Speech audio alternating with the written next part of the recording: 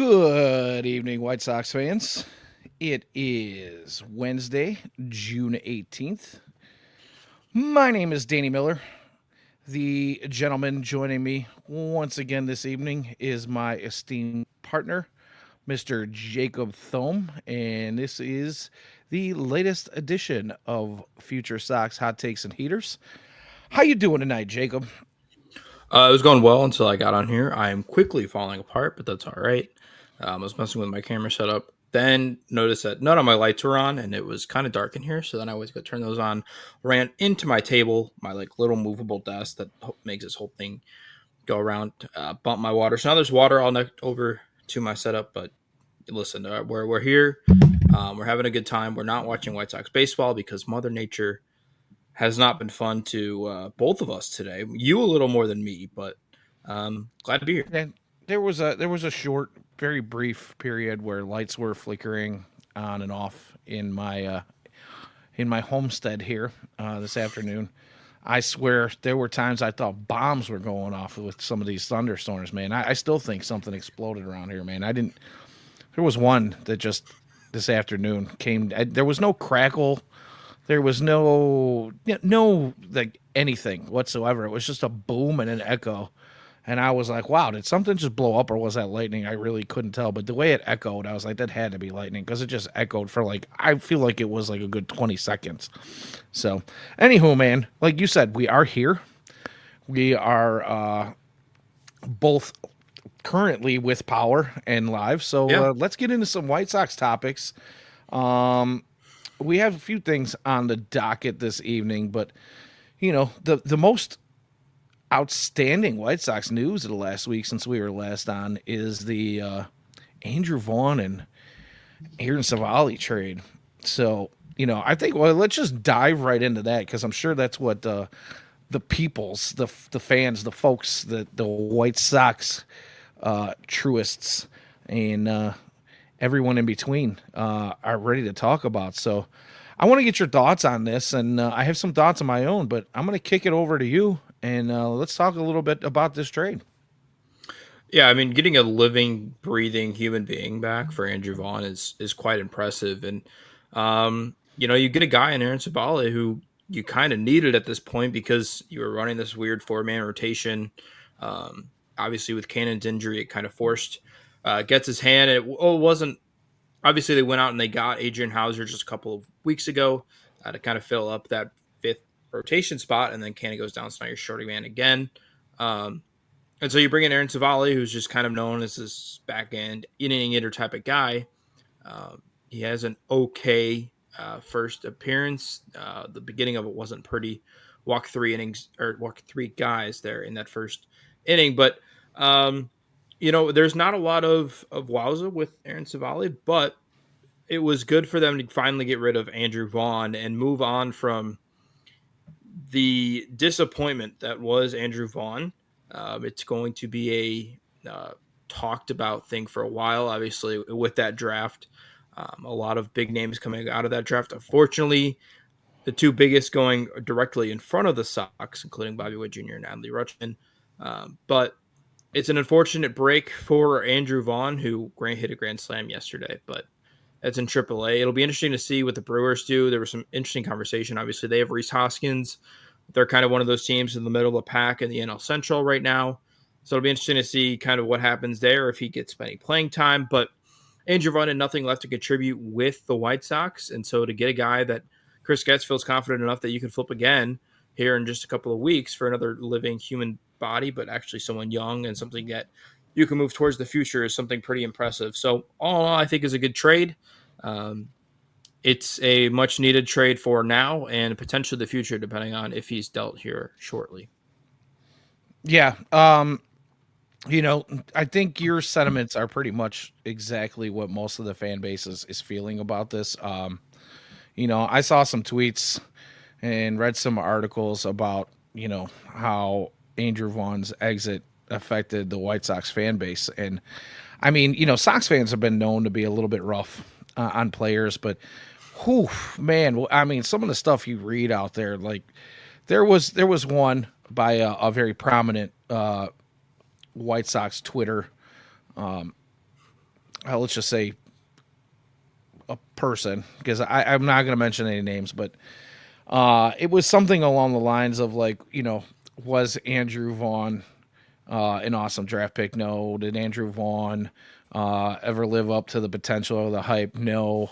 Did Andrew Vaughn ever develop any kind of real skills? No. Was he a defense? It was just this whole list of like things, and it was like the way Sox fans say goodbye to Yeah. an early first round draft pick, and people were tough on him, and there's no reason to not be. The only thing that I can say that Andrew Vaughn maybe had go in his favor was that he could say that the White Sox never really gave him an opportunity to develop the way they handled his whole situation. Giving him basically next to no time in the minor league system, and then putting him on the taxi squad during the COVID season. And, they talked him up and they hyped him up, but there were just reports, which was also part of this tweet, like, was Andrew Vaughn's work ethic something that, Sox fans could say was a positive about him? And the answer again was no. And it's been pretty much leaked all over the place, more in recent months than any other time, that Andrew Vaughn would like show up just to swing the bat a couple of times during, camp and whatnot, and then leave and go out and hit the golf course and do whatever he wanted. And, there's a bit of a thought of like the first round prima donna kind of thing going on, especially for a guy who I don't understand. You're already undersized and being picked apart by a lot of experts in baseball, and you were lucky enough to get picked extremely high in a draft, and you don't show any kind of commitment to the team that drafted you. It's an unfortunate situation, and one that he probably shouldn't have taken lightly, but he did. And to be able to get a body back, a serviceable body, was kind of lucky that Civale went to the Brewers and said, hey, I want out. I don't want to be a part of this anymore. I'm better than this. And it makes you kind of wonder what kind of dysfunction is going on in that organization to want out of Milwaukee to come here where things are, historically bad the last couple of years. And yeah, there's some minor improvements, and we've been talking about it a lot here, that there are reasons to feel like, things are turning around in the organization as a whole, not just as the team. But, the other part of that is I have to think that Civale probably sees an opportunity coming to the White Sox, knowing that all he has to do is be an average pitcher here in this organization. And the chances are that he will get flipped possibly to a contender and be in a situation just in a month after being traded, or a month and a half after being traded, in a situation where he's now looking at possibilities of being in the postseason and further developing his financial outlook for the rest of his career, being in the right place at the right time. So I don't really know exactly what was going on there, but obviously Milwaukee dumped a little bit of their payroll by sending him here and taking on Andrew Vaughn, and maybe they see something in Andrew Vaughn that they feel like they can fix. Oh, looks like I lost Jacob. Oh, there you are, playing with your stuff in the middle of the stream. There was an awful glare. I had to get rid of it. It was driving me insane. I still don't think I got rid of it, but you gotta stop playing with it while we're live, man. I'm gonna have to call you. I'm gonna have to reach out and call you something like I don't know, a specific player that was once in the White Sox organization who used to like playing with it in live places. So, anywho, Spinky. I didn't think that's. If you had to like give me a bet sheet of like who was going to get mentioned on the podcast, why can't I think of his name? Well, come on, pull it out. Plays for the Cubs. Pun intended. Don't say that. This is getting worse by the second here. We gotta have a little bit of fun with it. So, of course, but I mean, like, bet sheet of who's going to get mentioned tonight, he would have not been very high. Yeah, but I'm gonna leave the name alone because he's been mentioned on this show before, and he's taken a lot of heat for something that happened years ago. So we'll Just can't beat it. see what you did there. See what you did there. See, look, I got a little something for you. I was playing with. Oh, here we go again. I was messing around with our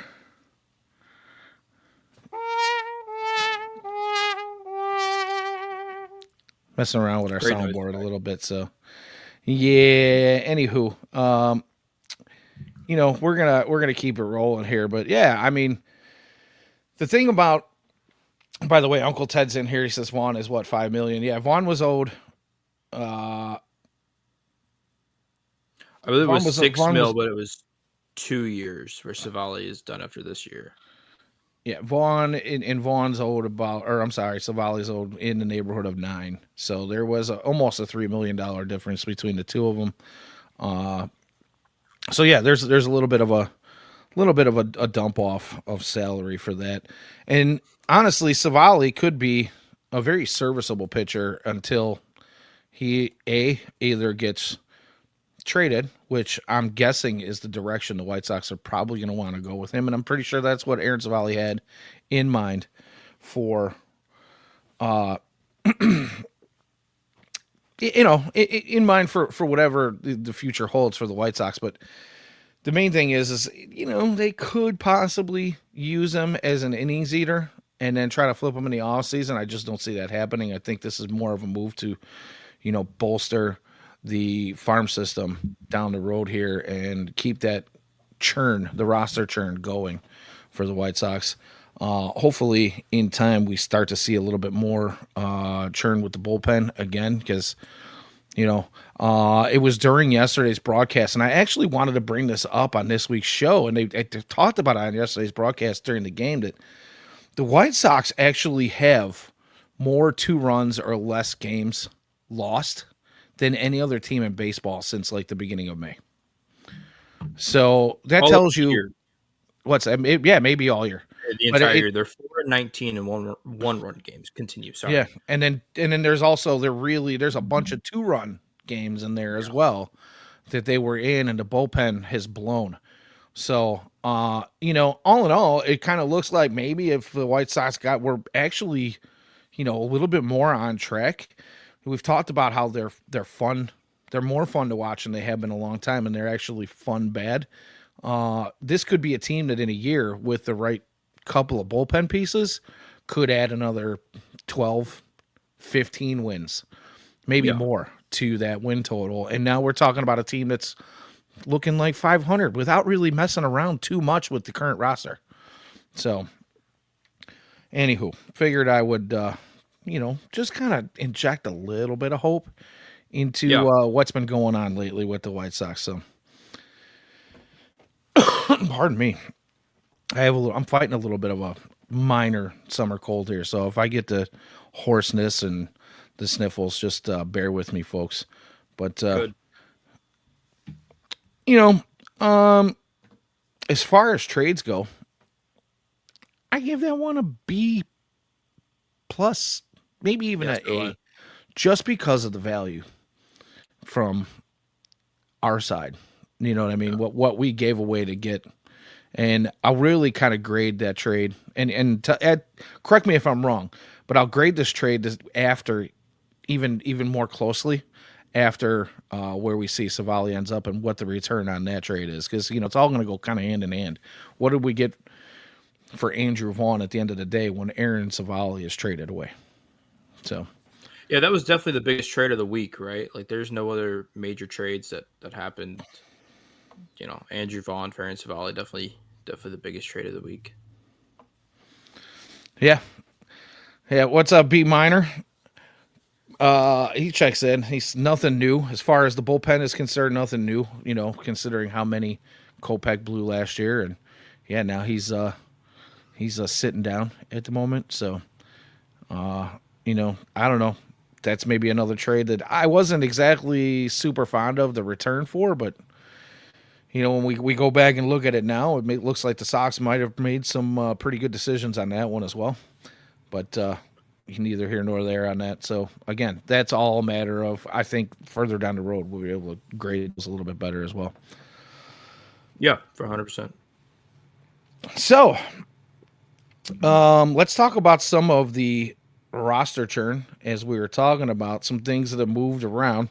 I know there's one guy in particular that you and I've talked about, and we'll get to him in a few minutes. But my boy, Lenyn Sosa, back in the lineup yesterday, or at least Yeah. back with the team. And then today, when the lineup cards came out before the game was, eventually canceled, nowhere to be found. What's up with that, man? You got any thoughts? I mean, did you see the play at first? The issue that Lenyn Sosa is going to have is the infield's already crowded. We have to play Vinny Capra. And so with him in that, he has to be the starting shortstop because he started for the last 5 games.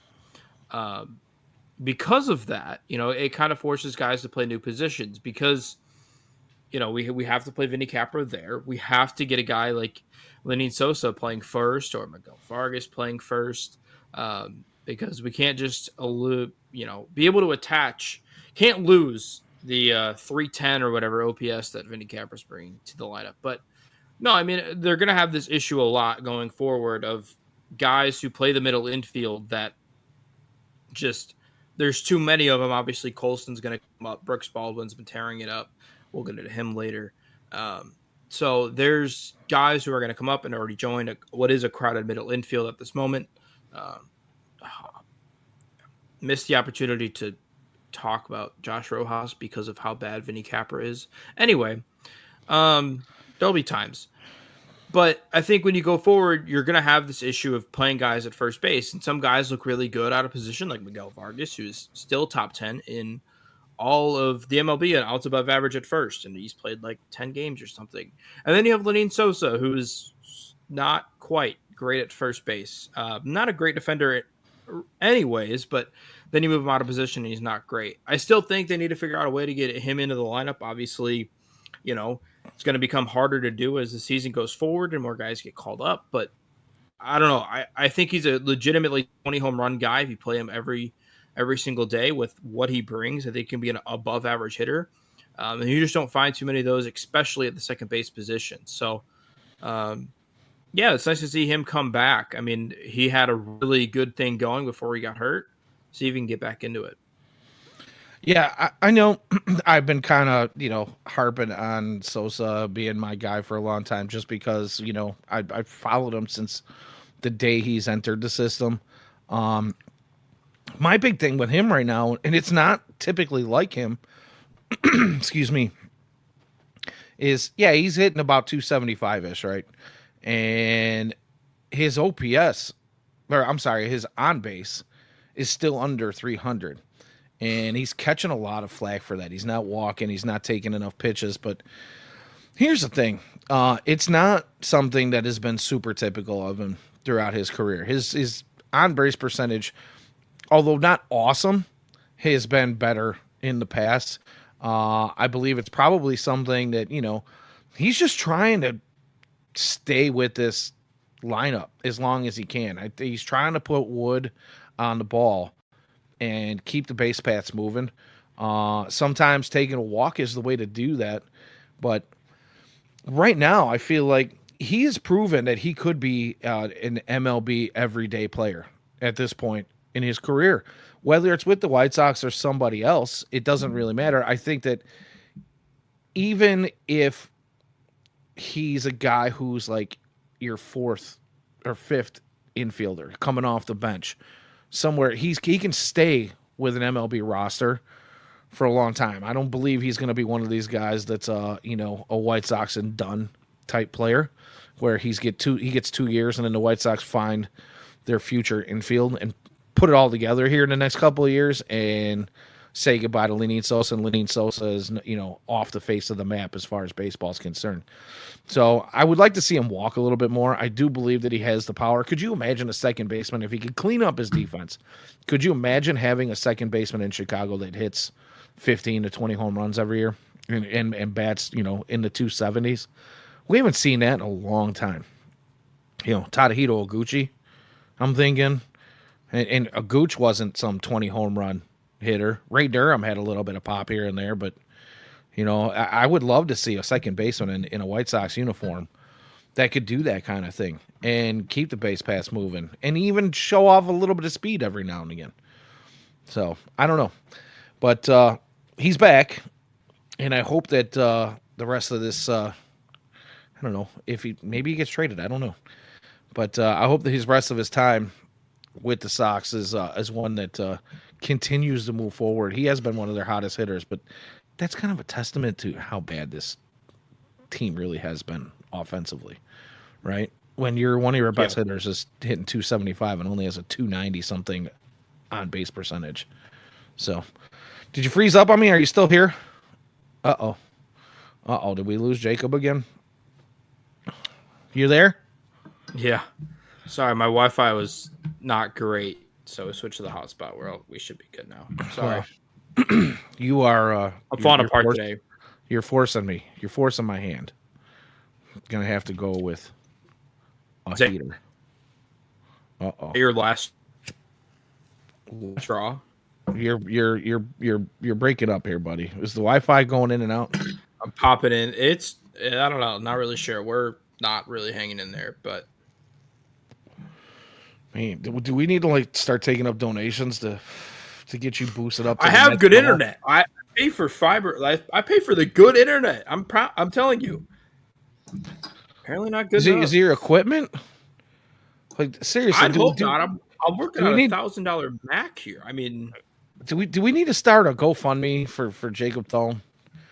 Maybe I have 40 tabs open on my Google Chrome. That's probably it. If I had to take a wild guess at something, that seriously right now, bro. Yeah, I'm trying to do a show here, man. I was doing research. Research. Man,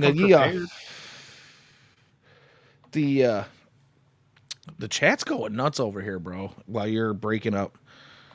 So yeah, Wolf Larson, thanks for checking in, buddy. Comments we get a doubleheader tomorrow, and I'm all for it. I'll be watching as much baseball as I possibly can tomorrow, because I have an evening where I probably will have a cocktail or three tonight. So I'm gonna enjoy taking a day and chilling and watching some day baseball at home in the comforts of my own living room. 65-inch TV. Too much what? Listen, I'm not even going to justify by putting that on the screen, Uncle Ted. We don't talk about the prawn around here. So, all right, I'm going to go back just a little bit because I this is taking a turn. Yeah, it really has. So, B minor throws it out there. I had to go back and highlight this because I saw it pop up in the chat right when you were starting to blink out on us there a little bit. But he says Sosa will have a Marcus Semien career once he gets traded. Wowzers. That's a heck of a prediction. And Marcus Semien, let's be honest. When he was with the White Sox, I don't know if I would say he was the same player. Marcus Semien's defense has been pretty solid most of his career, but the bat really took off once he left the White Sox organization. And the guy's been pretty phenomenal since leaving. What do you think about that? You think Sosa has those kind of aspirations or capabilities? I think he's got 20 home run power. I don't know if he's got 40 home run power. You understand it. Like, Marcus Semien was a top shortstop and is still a top tier shortstop in the MLB here for 10 years. I don't think I don't think Lenyn Sosa has that type of upside. I'm thinking more of all right, he's above replacement level. He's got a positive WAR. He's playing some decent ball. Also, to add to Semien, the defense of Semien is better than Lenyn Sosa. I get the pop, but I don't think there's a way that he's putting up a 45 home run season. Lenyn Sosa, that is. Yeah, I agree. I don't see it. Semien's career really did take off, but Sosa was probably more of a talked about uh, prospect when he was coming up. But again, Sosa was in the system when he was like 16 or 17 years old, and people knew he was going to grow. And he had these bat to ball skills, and his defense was actually not bad back in the day. I wonder kind of where that's gone off the rails a little bit, but you know, Sammy on the other hand was, I don't know if he was ever really thought to be some big power guy. So where that came from, I don't really know. But he's doing it, and I just don't see Sosa doing the same. But yeah, never know, man. I would love to see it happen. I mean, the kid's, like I said, been one of my favorites for a long time, and I've been pulling for him ever since. So, man, Uncle Ted's got a thing for Bryce Matthews. I'm just going to throw it out there because he just Uncle Ted is a thing for a lot of prospects. he does. He does. I Well, saw Owen Cassidy. There's a couple of names up there. and I'm not mad. I'm not mad about it at all. I mean, we are FutureSox, and we do like to talk prospects around here, but this is the MLB centric portion of FutureSox. This is where we follow the careers of prospects into their major league careers. So, but yeah, I'm all about hopefully bringing in somebody. Man, I mean, the Sox could really use a bat coming up onto the scene. Can they not?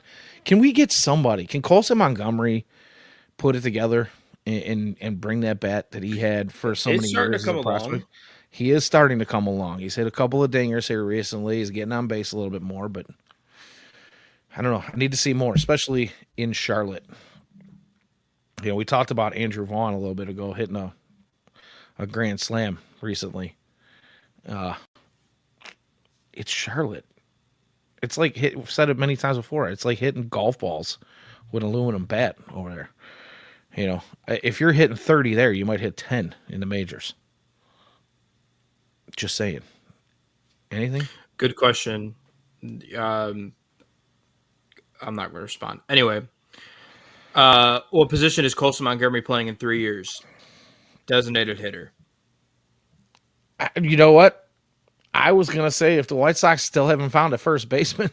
I mean, they seem to be just rotating anybody through there. Left field? Like I you brought up the name that I didn't want to bring up right away, but you did because I said we talk about him, but you mentioned his name like 3 or 4 times. Who's that guy from the Brewers that we claimed off waivers? Come on, you said the name like 3 or 4 times when we were talking about finding positions for Sosa. Vinny Capra. There you go. Hold on. To think about that, we have way too many former Brewers players. I had 4 answers I could have went with. It's 5 if you include Shane Smith. Shane Smith? 6. I forgot about Tyler Alexander. 6 former Brewers. Yeah, it's like the Brewers are this year's KC Royals. The last couple of years it was Royals dump offs. Now it's Brewers dump offs. But you know what? Can't be mad about Shane Smith. Although let's just talk about Shane Smith for a second, since it is fresh in our memories. Yesterday's start. Not great. No. That's all I'm gonna leave it at. Not great. No. All right. We'll leave it at that. But you know what? As well as he's pitched up until this point in this season, he's allowed to have a clunker. He's allowed to give up 5 runs in the first 2 innings.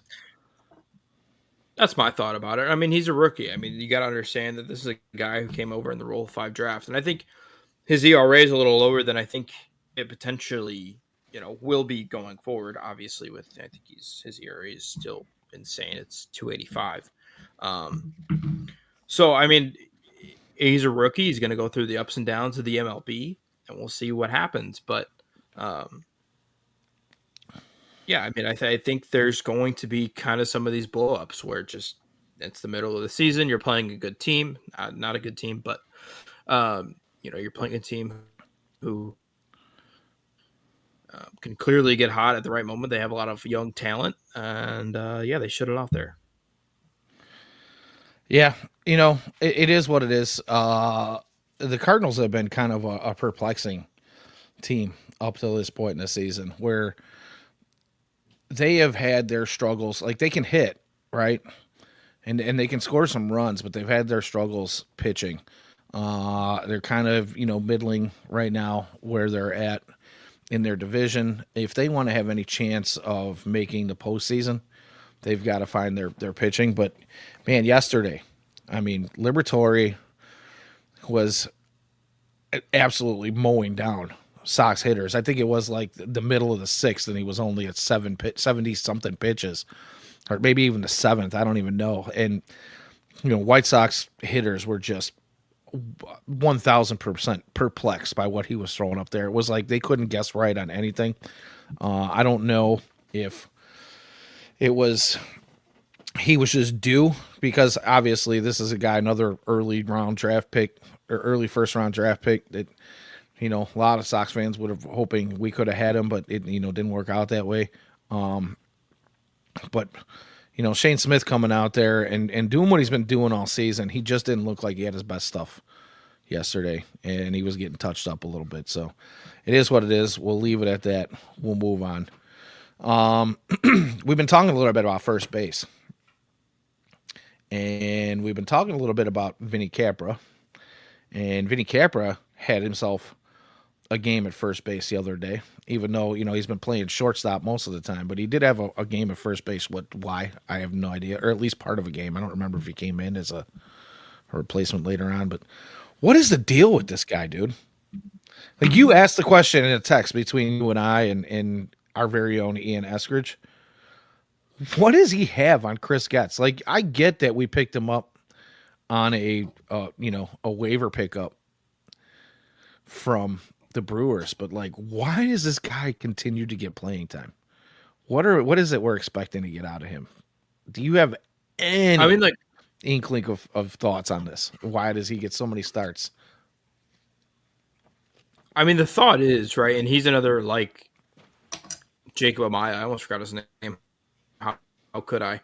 Of like, oh, no ball, or sorry, no hitting skills, but good defensive guy. But like, at a certain point, like, I don't care about the defense. I'll watch a guy make 300 errors.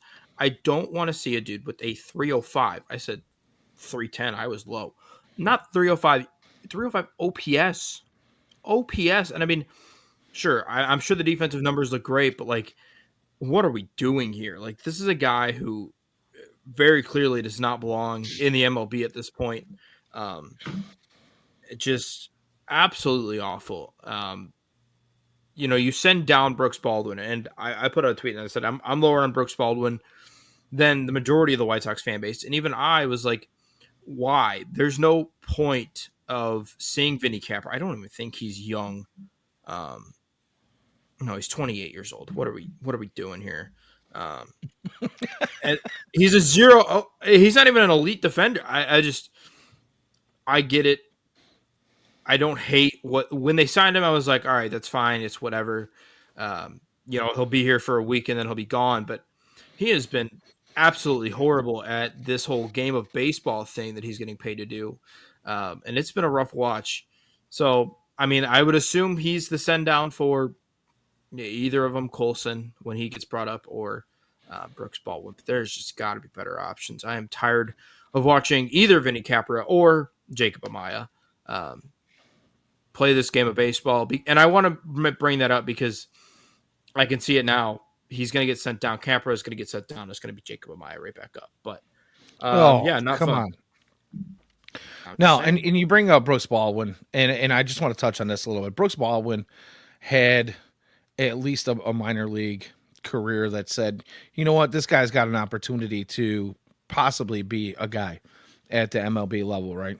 And I think it's just a matter of development with Brooks Baldwin. I also think it's, Sox doing Soxy things by playing him out of position and kind of moving him around all over the field and not really giving him an opportunity to get comfortable. And I think sending him down and optioning him was probably the best move they could have made with him in recent days, because let's be real, I believe he needs, like most prospects and most young players need, I believe he needs a little bit of continuity in his game to get comfortable. He's still a young guy. Jake, you there? I think I lost Jacob again. Oh, he's here. So yeah, I believe that it's just a matter of he needs to get consistent playing time, and he needs to get it at a consistent position and allow himself to continue to develop and be comfortable with the game. These guys they get to play the child's game and make a lot of money doing it. And when you are thrown into a high pressure situation, whether or not the Sox are expected to win, are looking to not be the team they were last year. They have to show some improvement. There is some pressure there. And then you're also talking about your first taste and opportunity to come up and be somebody at the MLB level. You're probably putting some pressure on yourself too, because you want to stick, right? You want to show out and make sure that you let the world know you can play this game.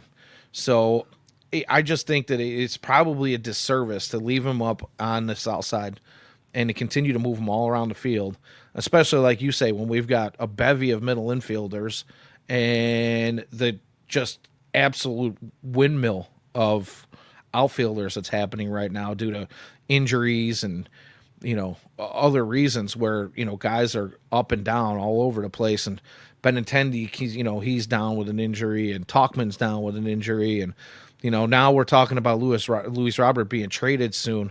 Like, is that really doing any kind of favors for Brooks Baldwin going out and trying to learn how to play left field at the MLB level in the middle of the season, that you're trying to, at least establish yourself as an MLB player? I don't really think that's fair to Brooks. And I hope it's something that, we see less and less of from this White Sox organization as we see more improvements to the roster and start making our way out of the doldrums of, baseball hell, basically. So yeah.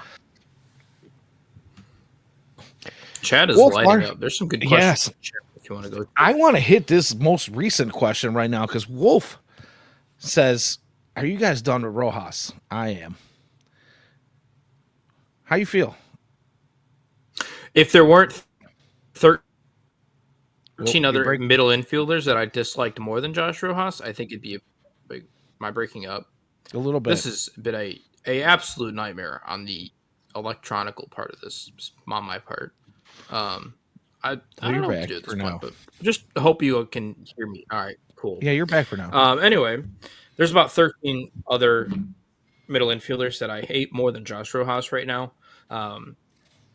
So I am done with him, but I just don't know, like, in the grand scheme of things, I think he's going to be here for a while. I think he's owed a lot of money. Not a lot of money, but for the White Sox, a lot of money. He'll stay the year. He's probably not going to get DFA'd.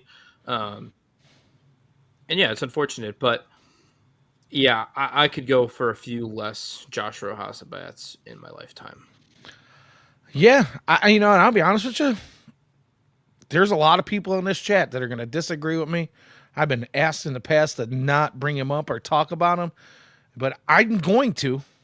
I would much rather see Brian Ramos than Josh Rojas up with this ball club. And I know Ramos has had his struggles, but the second half of last season, he showed us some things. He's another one. He's always shown in his minor league career that, yeah, it takes him a little bit of time to get going, but once he gets consistent playing time and he finds his way, he starts to do things that are impressive. Oh, look at that. Thanks for the super chat. Wolf. I might need it at this point. He is donating $2 to the Jacob Thome AV fund. And I think we might have to work on that. I don't know what it is. If we're going to have to, I don't know if you have to like defrag your computer, old school style defrag, or, I cleared up space today too, by the way. Oh, see, you broke it. You broke your computer is what you did. You tried to get in, get all fancy and whatnot. No, I was deleting like old Adobe products and we're horrible. I only have one window open, I think. I don't know. Well, it's a nightmare. This isn't why we're here. But yeah, either way, getting back to what I was saying. And again, thank you for the super chat, Wolf. We appreciate it. We appreciate any and all donations to us sitting here with headsets on, growing hemorrhoids, and myself smoking cigarettes and ripping heaters and whatnot while we talk White Sox baseball. I can do a lot of things at once. You drink coffee, talk baseball, rip heaters, and grow hemorrhoids all at the same time, man. It's fantastic. I don't think you can drink coffee and play or and talk White Sox at the same time. I would bet a It would lot be of a money neat you can't trick. do those two things. So yeah, I feel like they would any and go all everywhere donations are anyway. appreciated. And as far as what we were talking about, like I want to hear your opinion. Like Josh Rojas, I'm done. I'm absolutely done. I don't care. You know, you can talk about where he came from, what he did, what it means to the White Sox. I'd rather see Brian Ramos, a homegrown kid who has done some things in the organization, and yes, not without his faults, but when he got consistent playing time, looked pretty okay, and he's starting to come around again. He's playing well, playing I good would like to baseball. see. I would just give him another shot. Why are we messing around with guys we know aren't going to be part of the future? We Yeah, 100% know these guys aren't going to be a part of the future. We 100% know Vinny Capra is not a guy. We 100%, I'm pretty much sure 100% that Josh Rojas is not a guy. You know, then there's that other name, the man who will be, who will remain nameless, the J.A. name that you pulled out earlier. Jacob shares his name with you, a first name with you, that I really don't want to see come back to the Southside MLB club like ever again. So what are we doing here? Like, what are we doing? Let's give some guys that maybe have an opportunity, at least a shot, even if they're not everyday guys, if they're bench players. Let's bring them up. Let's do something. Let's keep that roster churn going. yeah, I'm in the same boat. Thanks, Wolf. He says he'd love to see Ramos too. Somebody agrees with me.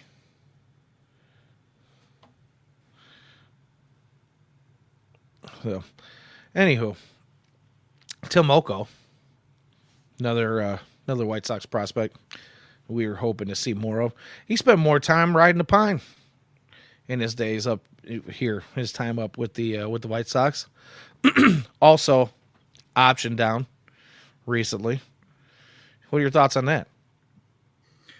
I mean, listen, I was day one of the show. I said I was a Tim Elko hater. It's coming to fruition. I'm looking like a smart human being. Also, by the way, said I was a huge Chris Getz fan on that first show.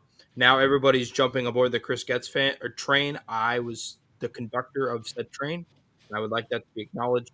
Anyway, back to my Tim Elko hate. Listen, this isn't hate about the guy. I genuinely, I say this a lot with prospects and guys I don't like. We just talk about like Josh Rojas, other guys, prospects coming up that I just don't see the potential in. Obviously, I would love to be proven wrong. Um, Unfortunately, with Tim Elko, I have been 100% right that the strikeout rate is just insane. It's not even the strikeout rate; is the lack of being able to take pitches, get advanced at bats. It's been a rough watch. A lot of strikeouts. He kind of feels like a three outcome hitter. I feel like I'm watching really bad Adam Dunn. I don't remember what year, but we all know the Adam Dunn year I'm talking about. Really bad. That's kind of what it feels like he is at this point. And the issue that a lot of these kind of quad A bats, like Pete Crow Armstrong, shout out P Knowles, PCA is a quad A bat, huh? Guys looking PC like the quad A. yeah, looking like Um, looking like the MVP right now. But you know, it's an no, NL I MVP. He's in the conversation at least. anyway. I said he was a bust But too, by the way. I did. the issue with that is, these guys like Tim Elko's biggest issue right now is he needs to adjust at major league pitching, and it's hard to do that when you're not playing in the majors. So we'll see what comes up with it. I don't know if he'll be up. I mean, I would assume he's kind of on that short list of guys to be called up here if there's an injury or whatever. Say for example, Vinny Capra gets injured. You bring up a guy like Tim Elko um, to replace him, but Vinny yeah, I don't know. Capra. I mean, it's just it's tough. I mean, by the way, not wishing an injury on Vinny Capra at all. I think that's kind of how that came across. That is, I do not like wishing injuries around people. No. People are human beings. That's number one. So yeah. Anyway, Yeah, first and I foremost, we're not jerk faces around here. Total jerk faces. Like we do have some sort of what's the word I'm looking for here? Compassion, I guess, for these integrity. guys. I don't know about Oh, integrity. I mean, we're yeah, here. We we show don't up have when that. we can. I thought we were. Yeah, I don't know. I don't know. I mean, we try to have integrity, but it is what it is. But yeah, we definitely don't wish injury on anybody. We try to get everybody's names right. We try to, we try to be fair in our assessment of guys, and we'll admit when we're wrong. I'll wear it. I'll take that egg in the face, Miguel Vargas. Thanks for proving me wrong. Becoming a serviceable MLB player. Appreciate that. Love to see it, man. But anywho, Vinny Capra. What? This is just—it's the Vinny Capra show, dude. It Like, is. I can't let it go. Like, what is this? What are we doing? What are we doing? And when I say we, I mean the White Sox. Yes, I'm one of those people. We, because I bleed and sweat and cry with this team. Put my heart and soul into it. I'm gonna need an iron lung at some point because of this team. Like, come on, yeah, we. If you're one of those people that's gonna tell me we and that's wrong, you can GFY, and that's all I gotta say So about that. So anyway, I have a quick story about this. Shout out to Illinois Media School, where I went to school to learn this whole thing. Shout out Dustin Rhodes, the morning producer for Molly and Haw. And he was like, if you say we on this radio station, I will, it will drive me insane. And so I just got programmed into never saying we. And so I try not to do it. And every time I do it, I think of him. Shout out Dustin Rhodes. well, all right, Dustin, Dusty Rhodes. It's easy top. Dustin, not I Dusty. know, I know. Anywho, Oh, yeah, it is what it is. I say we. I don't really care. And it I'm doesn't not I'm not on some radio show. I'm just some dude sitting in his family clearly. room. Ah! All right, so shots fired. No, So I'm saying it. This as a whole, we would have been kicked off the air 45 minutes whatever, ago. whatever. You know what? I don't know if I want to be on the. I shouldn't say this out loud. Nothing against the guy personally. I'm just not a fan of him. But David Hall, I don't know. If I got kicked off his show, it wouldn't be any skin off my teeth.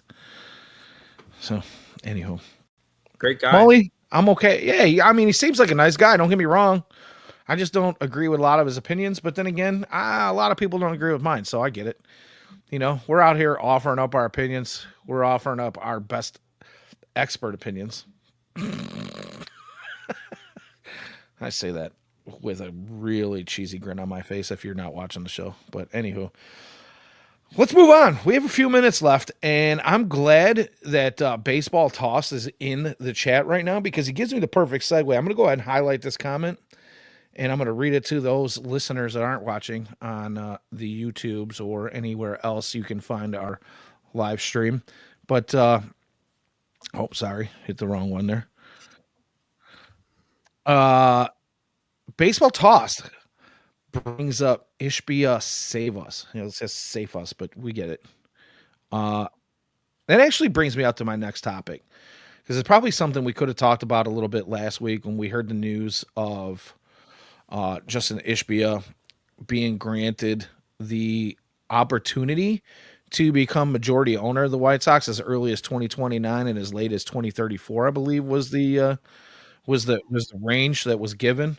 Um, we all, as White Sox fans, kind of greeted this with huge open arms because we're just not satisfied with the Reinsdorf era of baseball here in Chicago. Obviously, only a handful of playoff appearances, one season where we actually had playoff series one, which was 2005, the only successful playoff season that you can look back on in Jerry's tenure since 1980 or 81, whatever it was. Um, but the thing is now with that news also came right around in the very close proximity of time the news that the Chicago Fire have been approved and are going to move forward with building a stadium, an MLS stadium on the 78. That 62-acre piece of land along the South Branch of the Chicago River that the White Sox have been linked to for over a year now. And I wanted to hit on this a little bit. So, uh, reason being is I feel like this Fire deal to get this stadium, and I don't know if you've seen the renderings at all. If you haven't, and if you're listening to the show, I would like to, at least promote you to go out and take a look at these renderings. They're not as awesome as some of the White Sox renderings were, the possibilities of what was going to happen with the White Sox putting a stadium there, but I think it opens up some opportunities for us, being that the Fire of now are looking at basically building a soccer cathedral as far as the MLS goes. One of maybe, if not the best, one of the best, and uh, kind of upcoming modern MLS stadiums right there on the 60 on the I'm sorry, on the 78. Could you imagine what this does for Ishbia taking over and the rumors that he will invest in the club between now and the time he takes over as the majority owner of the White Sox? Can you imagine what this does for the possibility of the Sox and the Fire both being at the 78? Let's talk about this. Do you have any thoughts on this, Jacob? I have plenty of thoughts. For one, the renderings look awesome. I am a person who is extremely against going to the 78. I think it makes zero sense. Um, and I'll get into that in a second. But I do think there's enough room. If you see the renderings, it looks like there's plenty of space to fit both of these. 62 acres of land. Yeah, that's a lot of. There's a lot of space there. Um, the only issue I have with it, and this is why I'll get into this, is there's no parking. I mean, we have talked. That has been the issue at Soldier Field for literally ever. Is that there is zero parking there. You're moving from Bridgeport to you are now in the loop, um, South Loop, if you want to call it that. Anyway, you're still all right there. There's no parking there. I mean, it is horrible. I just, for a team that puts like South Side across the jerseys, I just don't understand moving out of Bridgeport. In my opinion, if you're going to do a new stadium, I would do it the exact same way you did it the first time. Build it directly over Comiskey Park. That's where I would put a new stadium. Leave it in Bridgeport. This is coming from someone who lived or used to live in the Joliet area, so it's extremely convenient for me to get there. I mean, you just hop right on 55 and it's right there. But I don't know. I mean, you're seeing the issues that like the Bears are having, why they're moving out of Soldier Field. Yes, I understand that they don't own the stadium, but like the biggest issue for the consumer is the parking. You have to park forever away. It's a hassle to get there. The Sox don't have that issue. They have a ton of parking. You're in Bridgeport. I don't know. I would just so much rather the Sox stay in the location they're at now. I understand that you want a new stadium. You know, there's a lot of people that really do enjoy guaranteed rate field. I'm so on it. It's an all right ballpark. The best part of the ballpark is the food. Maybe I'm just saying that because I'm fat, but hey, um, Me too. yeah, exactly. The food is great. Anyway, you know, I've been to Busch Stadium in St. Louis. It's an hour and a half for me. It's a totally different experience. It feels just completely different. Um, so I get it. They want a new ballpark. I think that's completely reasonable, but I don't understand the reason to move out of that area. And I understand that people are bringing up, you know, Ubers and train. Yeah, I get that, but I don't have to do that right now. Like there's a lot of other ways. And the train is awful, by the way. Here's another, that's another gripe for another time. The train that is goes, they have a train that perfectly goes. It's on the uh, Rock Island line. It's perfect. It leaves from Joliet and New Lenox. The issue is they don't change their schedule. So if you either have to, I've taken the train before. You either have to choose by leaving early from the game. Both times I've left early, missed two walk-offs, both against the Rays. Really odd. Um, Anyway, so there's that. I don't understand why they just don't put a train that leaves in 30 minutes after the game ends. That is my whole point. And I understand like it's in a good location. I believe it's like steps away from the LaSalle Street Station, which is again the same train line. But that is my gripe about the 78 as a whole. I think it's a bad idea. Stay in Bridgeport. Okay, I'm going to play devil's advocate a little bit on this one really quickly because I am very familiar with that area and that area of the river. I've said it on previous shows. I think mostly with Ian last year when the news came out. But a friend of mine owns a boat that is docked right along the river, literally right on the river there. Literally steps north of the 78. And on the I've been hearing some whispers. There is some undeveloped land just across the other side of the river from there that folks are talking about could potentially be parking. And that this development of the 78 might actually move forward in the development of some of the land on the other side of the river there as well. There's some industrial stuff there, and there's just some undeveloped area there. And I think the potential for not only parking but more of a, maybe, I don't want to say touristy, but probably would generate a lot of tourists if you've got two major sports clubs on one side of the river and about a half a mile or so of riverfront that could be developed into, restaurants, very similar to what is going on with the Riverwalk in the main branch of the Chicago River and the expansion of that over the last 10 years or so here. The beautification project all up and down there, I believe is something that's probably in the works when we talk about things happening at the 78.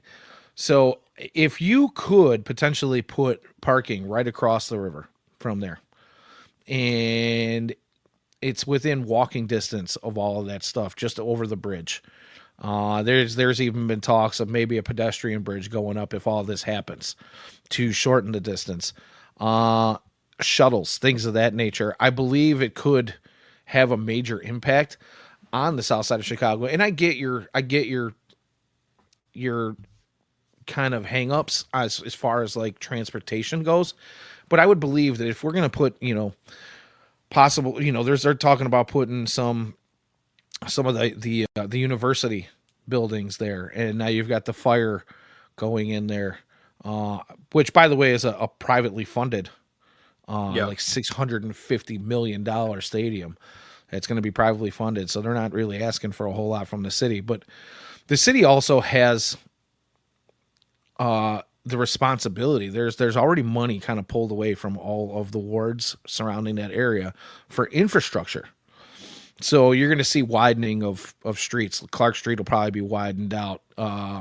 There'll be, possible more bus routes, more accessibility by train.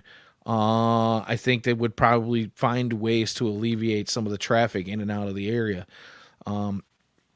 I just think that there's a chance that this all could work out for the better. And now that you have the fire involved, who are not asking the city for any publicly funded money, they could help with any overages on infrastructure, which actually could, in my opinion, sway the White Sox to become more involved in the 78 and maybe pony up a little bit more money with all of these other projects that are also planned for the 78.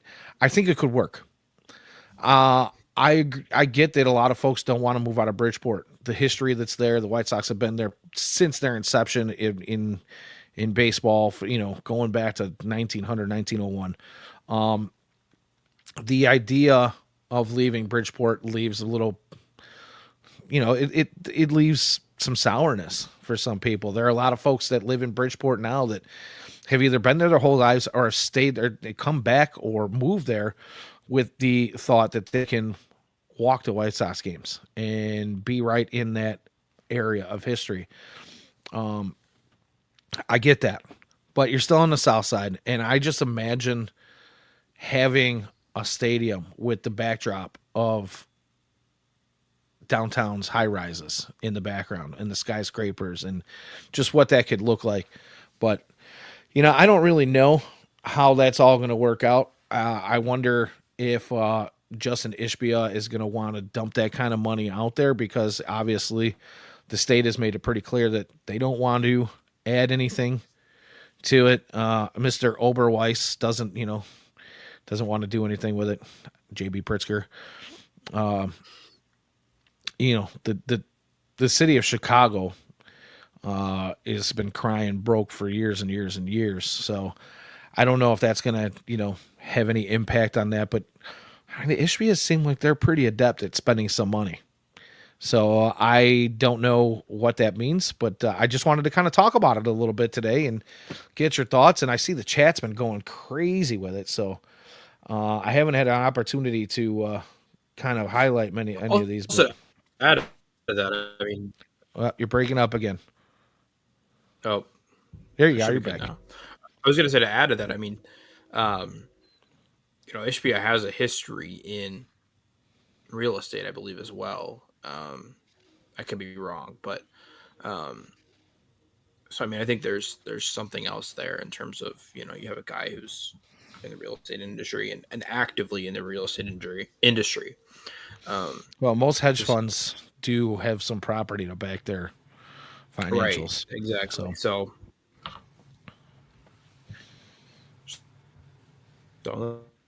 out there. Yeah. Well, all right. So we're a little over an hour in here. I think we're going to wrap it up with that. But you know what? I didn't really prepare any hot takes or heaters this week. Do you have anything in that for us? Let's ask the chat as well. I don't. I can make up something, but yeah, you know what? It's been a slow news week. I don't want to keep running over the same guys. Not really much has changed. Let's go with a cold take this week. Just because it's been that show, it's been his show, it's been the Vinny Capra show. I'm just going to throw it out there. The opposite of a heater, Vinny Capra. I'm sorry, buddy. I'm glad that somebody felt like they saw some potential in you when you were released by the Brewers. But I'm not happy that it was the White Sox and your performance since then. I hope that if you continue to get playing time, you prove us wrong and get on base once in a while. But you had a good game yesterday. Cold. Anywho. He even pitched. Yeah, and he got smoked. I mean, now here's the thing, though. He did have a 1-2-3 inning the first time he pitched a couple weeks. It was about 2 weeks ago ish when he came up with the when the White Sox first brought him over. So there's that. But last night, not so much. What you got, Jake? What do I got for hot takes and heaters? Heater. Anything. Who's on a heater? Not me. I could smoke a heater. I'll go on a cooler as well. Chase my drop. Yeah. His splits home and away are insane. The Sox splits home and away are insane. And that on the road, everybody's saying is because, well, yeah, but a lot of people are saying that it's because of the tracking machine, which I think is really neat. Sucks they can't bring it on the road. Yeah, it does. It does suck. But yeah, they suck on the road, dude. They've been pretty awful. So yeah, it is what it is.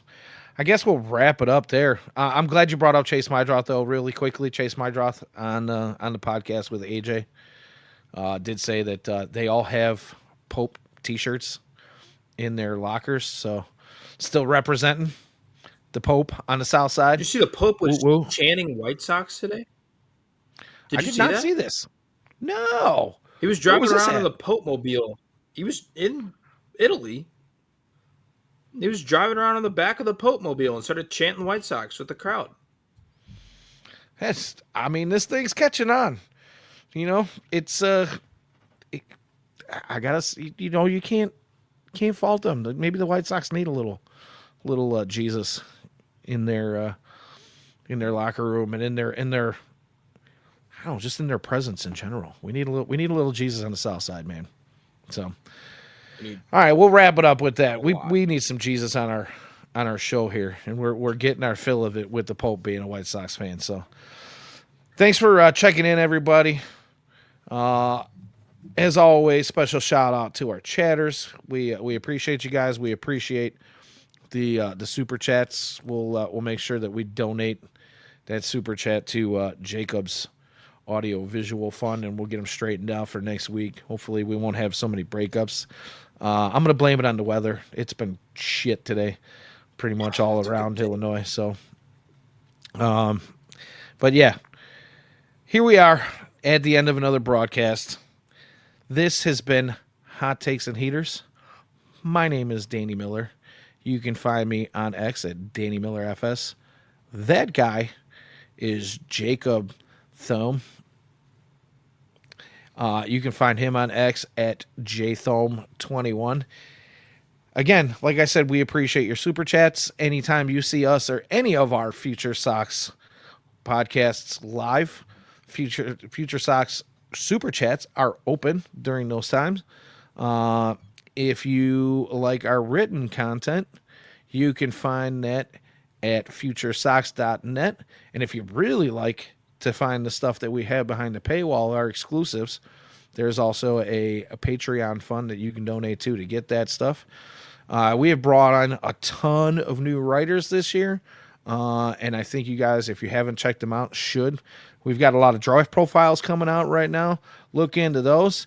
You can catch Ian and James on the Future Sox podcast, as well as the Future Sox Roundup with Jeff and Elijah, and special appearances with Not Cease as well. That's pretty much it. We appreciate you. Yeah. Thanks for coming in. We'll see you You're next awesome. week. Until then, go White Sox.